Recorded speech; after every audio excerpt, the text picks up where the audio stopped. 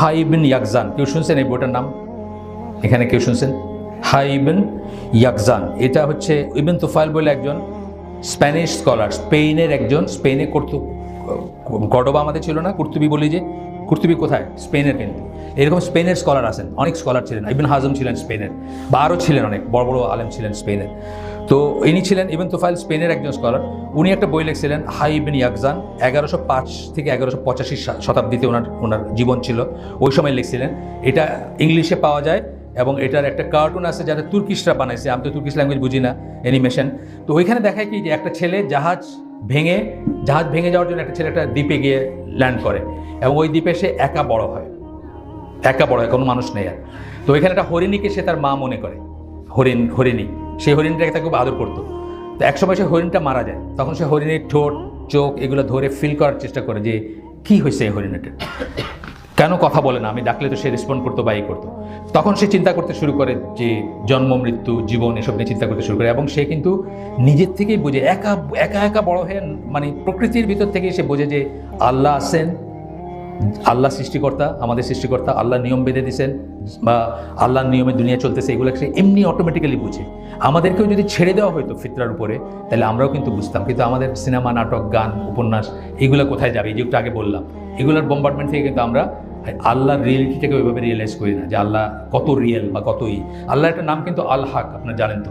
আল হক মানে হচ্ছে দি রিয়েল। হ্যাঁ, মুসলিমদের কাছে সবচেয়ে বড় রিয়েলিটি হচ্ছেন আল্লাহ, সবচেয়ে বড় সত্য, বাস্তবতার রিয়েলিটি হচ্ছেন আল্লাহ। আর আমরা হচ্ছেন কি? আমরা কি অ্যাবসলিউট রিয়েল হচ্ছেন আল্লাহ, আর আমরা হচ্ছে রিলেটিভ রিয়েল, মানে আমরা আজকে আসি কালকে নাই। এই জায়গায় এই মেম্বারে 100 বছর পরে এখানে কেউ নেই, তাই না? আমরা হচ্ছে রিলেটিভ রিয়েল, মানে আল্লাহ আমাদেরকে যতদিন রিয়েলিটি বা অস্তিত্বে দিয়েছেন ততদিন আমাদের অস্তিত্ব আছে, তারপরে নাই। সূরা রহমানের আয়াত আছে না যে সব কিছু ক্ষয় হয়ে যাচ্ছে, সব কিছু মরে যাচ্ছে, সব কিছু ধ্বংস হয়ে যাচ্ছে, সব কিছু পাস মানে অতীত হয়ে যাচ্ছে, এক্সেপ্ট দ্য ফেস অফ আল্লাহ, আল্লাহর চেহারা ছাড়া, অর্থাৎ আল্লাহর সত্তা ছাড়া। আল্লাহই একমাত্র রিয়েল, অ্যাবসলিউট রিয়েল, আর আমরা হচ্ছে রিলেটিভ রিয়েল। আজকে আসি কালকে নাই, আজকে সত্য কালকে সত্য না, আমরা বুঝছেন? এটা বোঝার ব্যাপার আছে। তো এইখানে মুসলিমদের কথা কিন্তু এটা, কাফেরদের কথা কি, পশ্চিমাদের কথা কি? তারা কিন্তু আপনার রিয়েল যে শব্দটা, এই শব্দটা আছে রেস বলে একটা ল্যাটিন শব্দ। রেস মানে কি? জিনিস, যেটা ধরতে পারি ওটা রিয়েল, মানে তারা যেটা দেখতে পারে ওটা রিয়েল, যেটা ধরতে পারে ওটা রিয়েল, ওইখান থেকে রিয়েলিটি আসে। আর আমরা যাকে সবচেয়ে বড় রিয়েলিটি মনে করি, সবচেয়ে বড় সত্য মনে করি, তাকে কি আমরা দেখছি? তাকে দেখে নেই। এইখানে কিন্তু বুঝতে হবে যে মাইন্ডসেটটা আলাদা। কাফেরদের, মুশরিকদের, পশ্চিমাদের, হিন্দুদের বা যত ধরনের আছে দুনিয়া বিধর্মী, সবাই একটা মাইন্ডসেট, আমাদের একটা মাইন্ডসেট, আমাদের চিন্তাভাবনার এইটা আলাদা। আচ্ছা, আসেন আমরা একটু সামনে যাই। অনেক বড় আলোচনা তো, আমি যতদূর কতক্ষণ সময় গেছে আমি একটু দেখি, দাঁড়ান। আমরা শুরু করছি কটায়? আয়োজক 7:40, তাহলে আমরা কতক্ষণ গেছি? ধরেন রাফলি 40 মিনিটের মতো গেছে আমাদের, না? আচ্ছা, ঠিক আছে। তো আল্লাহর অস্তিত্ব আমরা প্রমাণ করতে পারবো না, আল্লাহর অস্তিত্ব আমরা প্রমাণ করতে পারবো না। প্রথমেই বলে নিচ্ছি, আল্লাহকে 2+2 করে আমরা প্রমাণ করতে পারবো না, কিন্তু আমরা ইনফারেন্সিয়ালি, ইংরেজি কথা, ইনফারেন্সিয়ালি বুঝবো যে আল্লাহ আছেন। ইনফারেন্সিয়াল মানে কি? একটা জিনিস দেখে আরেকটা জিনিস বোঝা। এখন যদি এই জায়গাটা হঠাৎ করে সাই করে অন্ধকার হয়ে যায়, আপনারা কি বলবেন? কারেন্ট চলে গেছে বলবেন, তাই না? বলবেন না? কি দিয়ে বুঝলেন কারেন্ট চলে গেছে? লাইট চলে গেছে, এটাতে বুঝবেন, তাই না? আপনি কি কারেন্ট যেতে দেখছেন? কারেন্ট যেতে দেখেননি। তাহলে এইভাবে আমরা আল্লাহর প্রমাণ পাবো বা বুঝবো যে আল্লাহ আছেন ইনফারেন্সিয়ালি। অনেক জিনিসই পৃথিবীতে আমরা এইভাবে বুঝি। যেমন ধরেন 200 বছর আগে কিন্তু বাতাস যে একটা পদার্থ, বাতাস যে একটা বস্তু, এটা কিন্তু কেউ জানতো না, 200 বছর আগেও জানতো না। তারপরে আমরা আস্তে আস্তে বুঝি যে বাতাস একটা পদার্থ, যেটা ওজন আছে, যেটা আমরা ভিতরে নেই, বাইর করি, তাই না? এইভাবে পৃথিবী বলতেছে মহাবিশ্বের সবচেয়ে শক্তিশালী জিনিসগুলো কিন্তু আমরা দেখি না। যেমন এই যে বলি, যেটাকে আমরা গ্যালাক্সি বলি, আমরা যেটা আকাশে, অন্ধকার রাত্রে আকাশে থাকলে তারাগুলো দেখি না, একটা কুয়াশা মতো করে তারাগুলো দেখি না, এটাকে গ্যালাক্সি বলে। হ্যাঁ, একটা গ্যালাক্সি, এটার ভিতরে আমরা আছি। আর কি আছে? শত শত কোটি তারা আছে, শত কোটি তারা আছে। হ্যাঁ, কিন্তু এর সেন্টারে একটা জায়গায় দেখবেন অন্ধকার, দেখবেন যে কোনো চেহারা নাই, ডার্ক, কালো। ওই জায়গাটায় হচ্ছে সবচেয়ে বেশি শক্তিশালী একটা জিনিস আছে, যেটা এত শক্তিশালী যে প্রতি 1-2 দিন অন্তর অন্তর একটা তারাকে সে খায় ফেলতেছে। এটার নাম হচ্ছে ব্ল্যাক হোল। কিন্তু এটা আমরা কোনোদিন দেখি নাই, কোনোদিন ছবি তুলতে পারিনি, কোনোদিন দেখি নাই, কোনোদিন বুঝি, মানে আমরা একটা এটা কি দিয়ে প্রমাণ পাইতেছি? আমরা একটা করে তারা ওটার ভিতরে ঢুকে যেতেছে, 1-2 দিন পর খায় ফেলতেছে ওটা। তা আমরা বুঝতেছি এখানে একটা কিছু আছে। এটার এমন টান যে তারা পর্যন্ত খায় ফেলতেছে এবং কোনো আলো এটাতে গিয়ে ফিরে আসে না, যেই জন্য আমরা ওটা দেখি না। কিছু একটা যে দেখি, এটা যে দেখতেছি আমরা কেন দেখতেছি, ওই লাইটটা এখান থেকে থেকে আমার চোখে আসতেছে, কিন্তু ওই ব্ল্যাক হোলে কোনো আলো পড়ে সেটা আর ফিরে আসে না, সেটাকে শুষে নেয় সেটা। তাইলে দেখেন এত বড় একটা জিনিস, এটা কিন্তু আমরা না দেখে বিশ্বাস করতেছি। সুতরাং আল্লাহ সহ ইমানের প্রত্যেকটা আর্টিকেল কিন্তু আমরা না দেখে বিশ্বাস করবো। আমানতু বিল্লাহি মালাইকাতি কুতুবি রুসুলি। কিতাব আপনিও লিখে ফেলতে পারতেন কিতাব, আমি কেমনে জানি যে এটা আল্লাহর কাছ থেকে আসছে, তাই না? আমি কি প্রমাণ করতে পারবো? না, প্রমাণ না। প্রমাণ করতে পারবো, ইনফারেন্সিয়াল প্রমাণ করতে পারবো, মানে এইভাবে প্রমাণ করতে পারবো, যেভাবে আমি বললাম যে কারেন্ট গেছে, যেভাবে আমি বললাম যে ব্ল্যাক হোল আছে, যেভাবে আমরা একটা জিনিস না দেখেও বুঝি এফেক্ট থেকে, সেভাবে আমরা জানবো।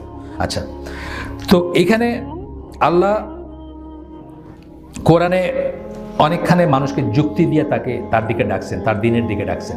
যেমন সূরা নিসার 82 নম্বর আয়াতে বলছেন যে তারা কি কোরআন নিয়ে চিন্তা ভাবনা করে না? যদি কোরআন আল্লাহ ছাড়া আরও কারোর কাছ থেকে আসতো, তাহলে এখানে তারা অনেক অসঙ্গতি পায়। এটা আপনার জন্য একটা চ্যালেঞ্জ, আপনি এটাকে এই চ্যালেঞ্জকে নিতে পারেন। সূরা নিসার 82 নম্বর আয়াত, যে অনেক অসঙ্গতি পাইতো তারা। আপনি করতে পারেন। আমার এক ভাই আছেন, ওনার বাড়ি সিলেট, নাম বললাম না আমি, কারণ অনেক ফেমাস মানুষ, উনি ঢাকা ইউনিভার্সিটির টিচার। আগে বলছি নাম, অন্যান্য পর্বে বলছি, আজকে বললাম না আর কি, ইচ্ছা করি। উনি ঢাকা ইউনিভার্সিটির টিচার, একটা ফুল প্রফেসর ছিলেন। উনি কোরআন পড়তে শুরু করছেন কোরআনের ভুল ধরার জন্য। উনি নাস্তিক ছিলেন, কাফির ছিলেন, নাস্তিক ছিলেন, কমিউনিস্ট ছিলেন। উনি কোরআন পড়তে শুরু করছিলেন কোরআনের ভুল বাইর করবেন দেখে। এরপরে কিন্তু আমার সাথে ওনার যখন দেখা হয়েছে, একটা পাঞ্জাবি, স্পঞ্জের স্যান্ডেল, প্যান্ট, মাথায় টুপি, একটা কাপড়ের ঝোলা নিয়ে মসজিদে তফসির করে বাড়িয়েছে, বুঝছেন না? এইটাও যদি আপনি নেন এই চ্যালেঞ্জটা, যে দেখি তাহলে কোরআনের ভিতরে কি অসঙ্গতি আছে কিনা, আল্লাহ চাইলে আপনার হেদায়েত হয়ে যেতে পারে। যদি আপনি নাস্তিক হয়ে থাকেন, আপনি অ্যাগনস্টিক হয়ে থাকেন, যদি হয়ে থাকেন আর কি। আজকাল এগুলো তো ফ্যাশন, নাস্তিক হওয়ার একটা ফ্যাশন। তো যাই হোক, আপনার কোরআন মানে আল্লাহ যে আছেন এইটা বুঝতে গেলে এই সায়েন্স ফিজিক্স এগুলোর কোনো দরকার নেই। তাইলে আল্লাহ রসুলকে আল্লাহ এখন জন্ম দিতেন। আল্লাহ আছেন এটা বোঝার জন্য খুব বড় কোনো কিছুর দরকার নেই। শুধুমাত্র হৃদয়টা, অন্তরটা খুলে চিন্তা করার ব্যাপার আছে। একটা গল্প আছে ইসের বেদুইনদের নিয়ে, আপনার আরব দেশের বেদুইনদের নিয়ে, যে দুইটা, ওরা তো মেষ চড়ায়, দিনের পর দিন মাঠে থাকে বা বাইরে থাকে। তো একজন ছোট মেষ চালক, সে বলতেছে আরেকজনকে যে আমরা তো আল্লাহকে দেখি না, আল্লাহ যে আছেন এটা কীভাবে বুঝবো? তো ওই বড় যে, সে তার গায়ে একটু লাঠি দিয়ে একটু মৃদু আঘাত করে বলতেছে যে এই যে উটের গোবর দেখতেছি, আমরা তো এখানে কোনো উট নেই, আমরা জানি না যে এখানে উট এক সময় ছিল। গোবর দেখে আমরা বুঝি যে উট এখান দিয়ে হাইটে গেছে, তাই না? আল্লাহর সৃষ্টি দেখে আমরা বুঝবো যে আল্লাহ আছে। আল্লাহর সৃষ্টি দেখে আমরা বুঝবো আল্লাহ আছেন। আপনি যদি একটা দ্বীপে যান, যে দ্বীপে ধরেন আমি যে হাইব একজনের কথা বললাম, যে গল্পটার কথা বললাম, সেই দ্বীপে যদি আপনি যান, একটা দ্বীপে গেলেন, গিয়ে দেখলেন যে একটা সুন্দর ঘর, তার ভিতরে বিছনা আছে, খাট পালং আছে, মানে পানির সরঞ্জাম আছে, কাপ পিরিচ আছে, আপনি কি ভাববেন? যে এগুলো নিজেরা বানায় ফেলছে ভাববেন? নাকি ভাববেন যে কেউ একজন এসে এই ঘরটা বানাইছে, এই জিনিসগুলো আনছে, হয়তো কোথাও আছে আমি দেখতেছি না, অথবা হয়তো সে মরেও গেছে, সেটা হতে পারে। কিন্তু আপনার ডেফিনেটলি পাগলেও বলবে না যে এটা এমনি হয়ে গেছে। এখন আপনি মহাবিশ্বের ভিতরে মানে যেদিকে তাকাবেন সেদিকে আপনি দেখবেন যে এই কথাটাই আল্লাহ, এরপরে একটা আয়াত আসতেছে, সূরা আলে ইমরানের একটা আয়াত আসবে, যেখানে আল্লাহ বলছেন, 190 নম্বর আয়াত, যেখানে আল্লাহ বলছেন যে রাত এবং দিনের মানে রাত এবং দিন যে একটার পর একটা আসে, এবং মহাবিশ্বের সৃষ্টির দিকে তাকাইলে আমরা বুঝতাম যে মানে আমরা এটার ভিতরে আমাদের জন্য নিদর্শন আছে এবং আমাদের জন্য শিক্ষা আছে। এক্স্যাক্টলি আমি কথাটা পড়ে দিই আপনাদেরকে।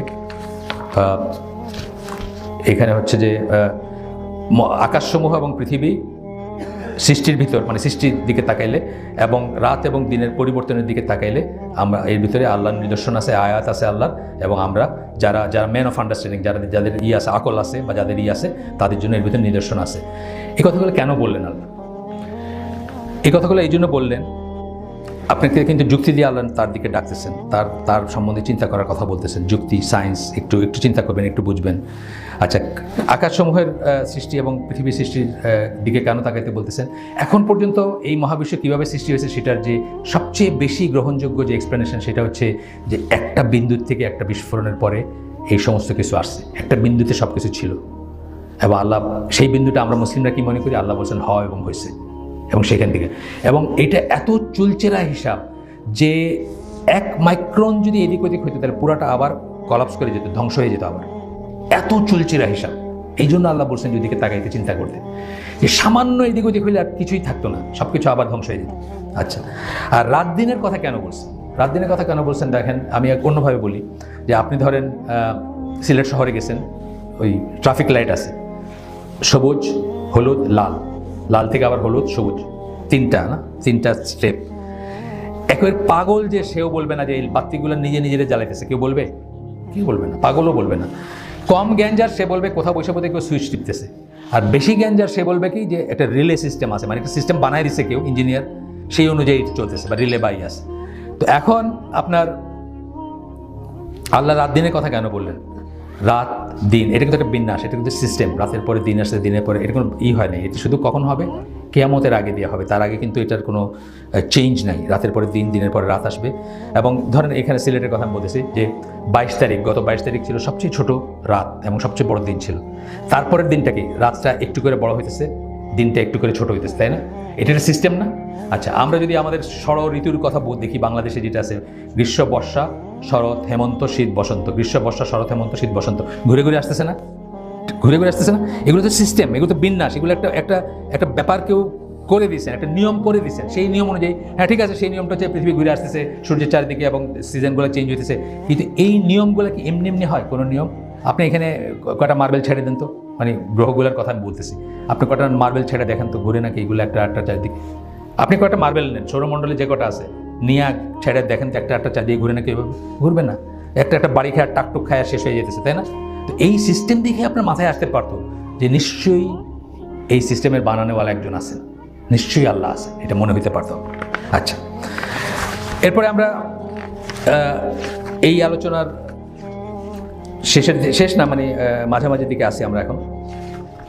কাফেররা, মুশরিকরা, কমিউনিস্টরা, অ্যাগনোস্টিকরা বা চেতনাপন্থী কি বলে, মানবতাবাদী আছে না, কি সব আছে না আমাদের দেশে? আমাদের দেশে তো নাস্তিক আছে, সেকুলার আছে, ধর্মনিরপেক্ষ আছে, কত কিছু আছে। তারা কি বলে? যে মানুষ যেটা জানে না সেটাকে ভয় করে। সো আল্লাহকে তো মানুষ জানে না, এই জন্য মিশা ভয় করে, অজানাকে ভয় করে। কথাটা কিন্তু আংশিক সত্য, পুরা মিথ্যা না। কারণ আমার মনে আছে, আমি যখন ছোটো ছিলাম, আমার নানি বাড়ি সিলেটের জকিগঞ্জে গ্রামে, ইলেকট্রিসিটি ছিল না তখন, প্রশ্নই ওঠে না কোনো। তো শহর থেকে যখন আসতাম নানি বাড়িতে থাকতে, তখন অন্ধকার রাতে জানলা দিয়ে তাকে মুখটা ফিরিয়ে নিতাম, কারণ মনে হতো এখানে কিছু একটা আছে, বুঝছেন? অজানাকে ভয়, যেটা জানি না সেটাকে ভয় হয়, এটা হয়, এটা এক ধরনের ভয়, এটা ঠিক আছে। ওরা যে এই অর্ধেক সত্য বলছে যে না জেনে মানুষ ভয় করে, কিন্তু অ্যাট দ্য সেম টাইম আরেকটা ভয় আসে জানার থেকে, আসে। এই যে রাস্তায় যাইতে দেখবেন আপনি, এই যে সাবস্টেশন থাকে যেগুলো থেকে যে ট্রান্সফরমার থাকে না, ট্রান্সফরমার থেকে আপনার 33,000 ভোল্ট, 11,000 ভোল্টের গেছে। যার জ্ঞান আছে সে কিন্তু এটাকে এরকম ছুঁয়ে দেখতে যাবে না যে এটা কি, তাই না? এই ভয়টা কোথা থেকে আসে? জ্ঞান থেকে আসছে। তার ভয়টা আসছে জ্ঞান থেকে, যে এটা ছুঁইলে 33,000 ভোল্ট লাগলে আমি সাথে সাথে শেষ। এই জ্ঞান থেকে তার ভয়টা আসছে। আবার আকীদায় ফিরে যাচ্ছে কিন্তু আমরা। তো কতগুলো ভয় আছে না জানার জন্য হয়, কতগুলো ভয় আছে জানার জন্য হয়। মুসলমানদের ভয়টা হচ্ছে জানার থেকে আসতে হবে। আল্লাহকে এমনভাবে ভয় করো যেমন ভয় করা উচিত। সেটা আপনি করতে পারতেন যদি আল্লাহকে আপনি জানতেন, যেটা প্রথমে আমি বলে ফেলছি যে রাসূল সাল্লাল্লাহু আলাইহি ওয়াসাল্লাম এবং জিবরিল আলাইহিস সালাম আল্লাহকে সবচেয়ে বেশি জানতেন, এই জন্য তারা আল্লাহকে সবচেয়ে বেশি ভয় করতেন। ঠিক আছে, কতগুলো ভয় আছে? আচ্ছা, ভয় শূন্যতা যেটাকে বলি, ভয় শূন্যতা মানে কি? আপনার ভিতরে কোনো ডর ভয় নাই। এইটাও কিন্তু দুই রকমের হয়। একটা ভয় শূন্যতা আসে জাহিলিয়াত থেকে আসে। যেমন আমি একটা গল্প, একটা সত্যিকার রিয়েল লাইফের গল্প, যে একটা বাচ্চা ছেলে, তার মা ইস্ত্রি করতেছিল কাপড়, হঠাৎ কোনো কারণে উঠে গেছেন, বাচ্চা ছেলে হামাগুড়ি দিয়ে আসা ইস্ত্রির চ্যাপটা ফেসে পা লাগেছে, চিৎকার করে উঠছে, টান দিছে, পাটার চামড়া ওইখানে রয়ে গেছে, ছেলেটার পা চলে আসছে। এই যে ঘটনাটা ঘটলো, এই যে সাহসটা দেখাইলো ছেলেটা, এই গরম ইস্ত্রিটাতে পা লাগালো, এটা কিছু থেকে লাগেছে? জাহিলিয়াত থেকে, তাই না? তার মাথায় এটা নাই যে এখানে এটা হলে এটা হবে, তাই না? নির্ভয় হওয়া। আবার আমার নির্ভয় হওয়াটা, মুসলিম হিসাবে আমার নির্ভয় হওয়াটা হবে জ্ঞানের ভিত্তিতে। আমার এই বলতেছে শাহপরানের মাজারের সামনে দিয়ে গেলে কিন্তু ঠ্যাং পায়ের উপরে পা তুলে যাবে না, আমি পায়ের উপরে পা তুলে যাবো, কিছু হবে না, কারণ শাহপরানের কোনো ক্ষমতা নেই আমার কিছু করে। শাহপরান হলো মৃত হাড়গোড়, তাই না? শাহপরানের মৃত হাড়গোড়। আল্লাহর ওলি যদি থাকেন, আল্লাহর সাথে তার হিসাব। আল্লাহ আমাদেরকে বলেন যে মৃত মানুষের কোনো ক্ষমতা নাই, আল্লাহ রসুল বলেন মৃত মানুষের কোনো ক্ষমতা নাই, মৃত মানুষ আমাদের জন্য কিছুই করতে পারে না। শাহপরান আমার কিছু করতে পারে। আমার এই যে নির্ভয় থাকাটা, আমি হিন্দুদের দেখছি ওইখানে ভয় করে ওই বাবার দরবারে এই দিয়েছে।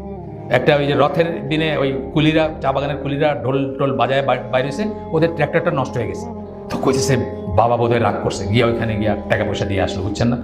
বাবা বোধহয় রাগ করছে। ভয়ও আসবে জ্ঞান থেকে মুসলমানের, নির্ভয়ও হবেন জ্ঞান থেকে। কোন জিনিসটা ভয় করবেন আল্লাহ বলে দিয়েছেন না? আল্লাহ কোরআনে বলছেন আমাকে ভয় করো, শয়তানের অনুচরদের ভয় করো না। শয়তান তোমাদের চায় তাদের সূরা আল ইমরানের আয়াত নাম্বার আমার মনে নেই, হাফেজ যারা আছেন বলতে পারবেন। সূরা আল ইমরানের আয়াত বলছে যে ওদের ওই শয়তানের অনুচরদের ভয় করবা না। শয়তান ওদেরকে ভয় করতে বলে, তুমি ওদের ভয় করবে, আমার ভয় করবো। তা আমরা বুঝি না কারে ভয় করতে হবে। তাহলে আমাদের ভয়ও হবে জ্ঞান ভিত্তিক, নির্ভয়ও থাকবো আমরা জ্ঞান ভিত্তিক। যেখানে সবাই ভয় করতেছে, ভয় করে বাতি দিতেছে, আমি সেটা ভয় করি না, বিকজ তার কোনো ক্ষমতা নেই। হ্যাঁ, উনি যদি সম্মানী মানুষ হয়ে থাকেন আল্লাহর চোখে, আমি তাকে সম্মান করব। ইতিহাস যদি বলে উনি সম্মানী মানুষ, আমি সম্মান করব। হ্যাঁ, রহিমাহুল্লাহ বলবো নামের পিছে যদি থেকে থাকেন, এইটুক পর্যন্তই। উনি আমার কোনো কিছু করতে পারেন। আপনি যদি মনে করেন যে এই মাজারের সামনে দিয়ে গেলে আপনার কোনো ক্ষতি হবে, আপনার ঠ্যাঙ্গের উপর ঠ্যাং তুলে গেলে, তাহলে আপনি কিন্তু শিরক করে ফেলেন অলরেডি, তাই না? মেজর না মাইনর, এটা এর পরবর্তী কথা।